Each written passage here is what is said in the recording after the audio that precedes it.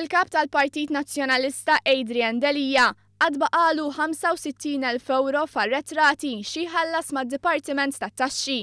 Żvela dan il-Gazzetta Kulħadd. Ġimgħa wara li rrappurtat kif salt wieħed il-kap tal-Partit Nazzjonalista Adrian Delija sab 55,000 euro biex jibda jħallas it-taxxi. Il-kulħadd komplet tiżvela kif Delija baqalu taxxa pendenti iktar milli diġà ħallas, b'ħlasijiet li jmorru lura għas-snin 2013, 14, 15 u 16. Bekk 80,000 euro li kien magħruf oriġinarjament li Delija għandu jħallas li Dipartiment tat-Taxxi fil-verità se jkunu jlaħqu l-120,000 euro.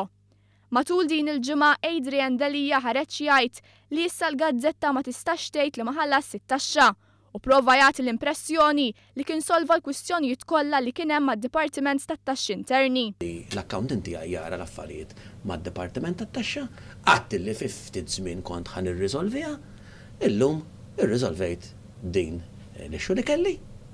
Mixi ixxu ta' barra minn din id-dinja kien hemm ammont dovut skont kif kont għatien, allura ngħatajt raġun ta' 55,000 u dak tħallas. Saħansitra Net News irrapporta bi prominenza li Adrian Delija qal li ma ċemm kwistjonijiet pendenti dwar it-taxxa. Iktar minn hekk, Delija ddeskriva s-sitwazzjoni bħala waħda ta' game over. Game over, tħallas. Sal-lum Delija du ma tax rendikont ċaru dettaljat ta' kif ġab il-55,000 euro u kif beħsibu jħallas il-kumplament. Dan għax il-kap nazzjonalista għażel li ma jħux il-programm ta' bakamenti bin-nifs bħalma jagħmlu ħafna nies, iżda ħallas f'daqqa minkejja li kien qal li kien hemm problema ta' cash flow. Adrian Delija li meta kien avukat kien jaqla 210 euro fis-siegħa u d-ditta legali tiegħu ħadet 100,000 ta' euro f'konsulenzi tal-gvern.